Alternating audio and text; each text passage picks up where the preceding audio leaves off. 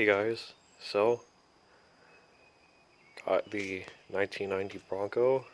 Currently it is on jack stands in the rear. Why?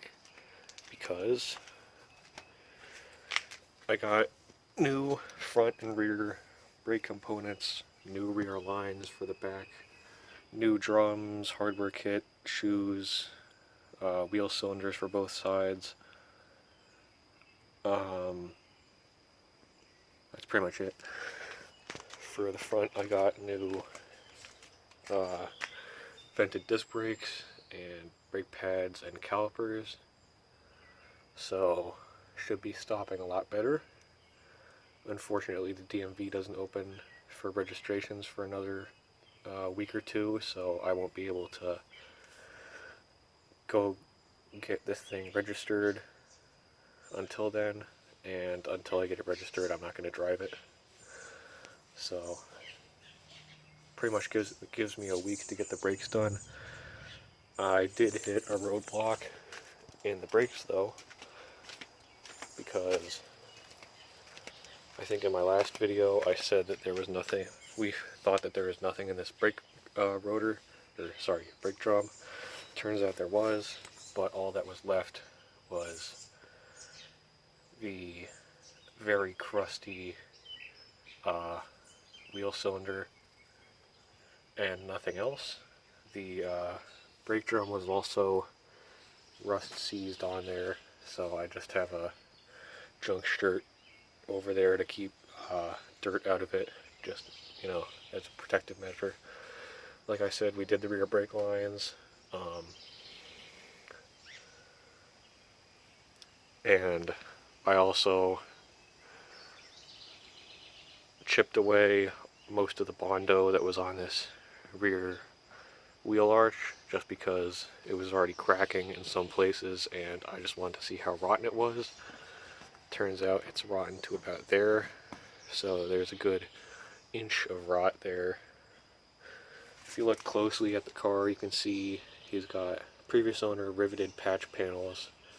Well, not even panels, they're just sheets of thin metal to some of the areas. There's a couple on the passenger door, there's one there, and I think that's about it. But when we got it, it did need 7 out of the 8 body mounts, and we did take it to a body shop to get that done because our mechanic said that they don't do that, and I don't have the provisions to take the body off the frame. But as you can see, they did some of the body mounts. In this location on this side and the other side are the original body mounts. I don't know why. I don't know why he only did 6 out of the 8. He said he did 7 out of the 8. So I don't think I'll ever use that body shop again, at least not for something like that. But, I mean, he did weld repair panels crappily onto the frame back there, and he did do the body mounts that were there, because before there were no body mounts there.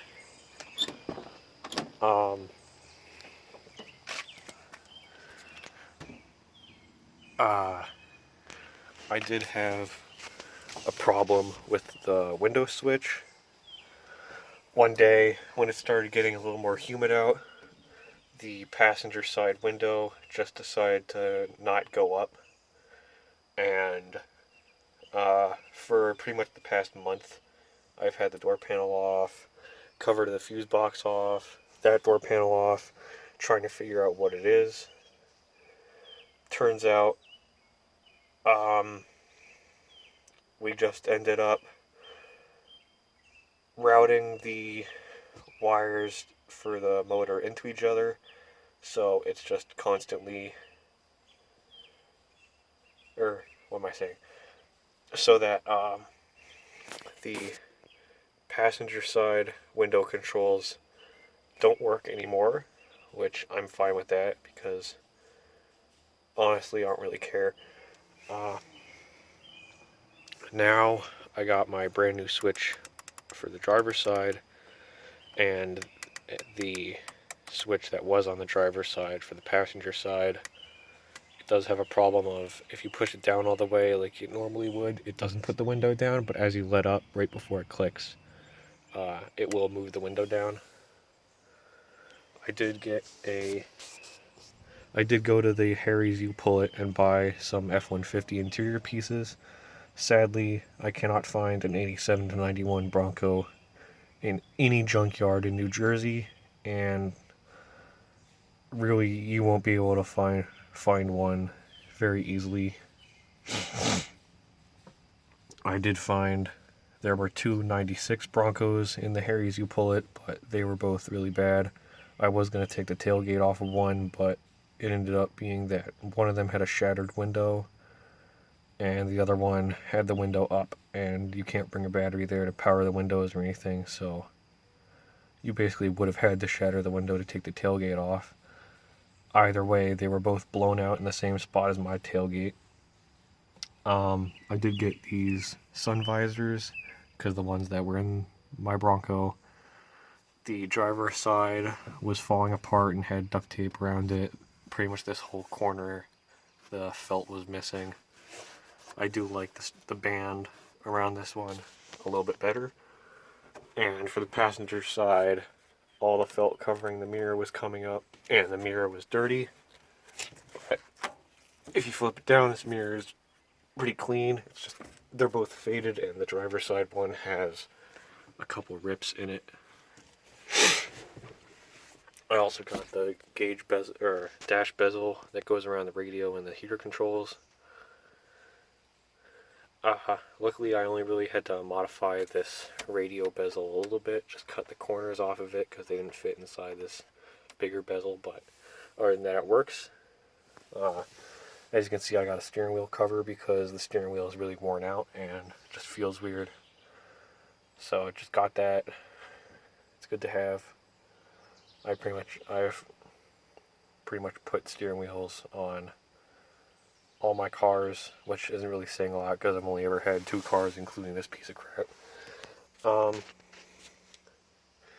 took the camouflage headliner out because I live in New Jersey, not South Carolina, and I did put a dome light cover in. As you can see, the driver's door is open, but the dome light's not on. That's because that door jamb switch does not work, and I don't feel like taking it apart to fix it because it's not really worth it. I have driven this truck 72 miles. 64 of those miles were taking it home. How it got home in one piece, I'll never know, because it was running home on the front disc brakes that were very warped and brake pads that were pretty low. So besides the road trip home, I've driven it 8 miles just around the block.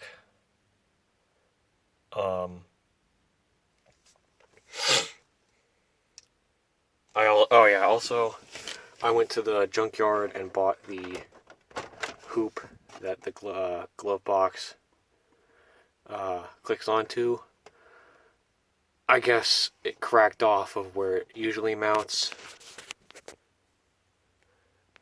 As you can see, if it would focus.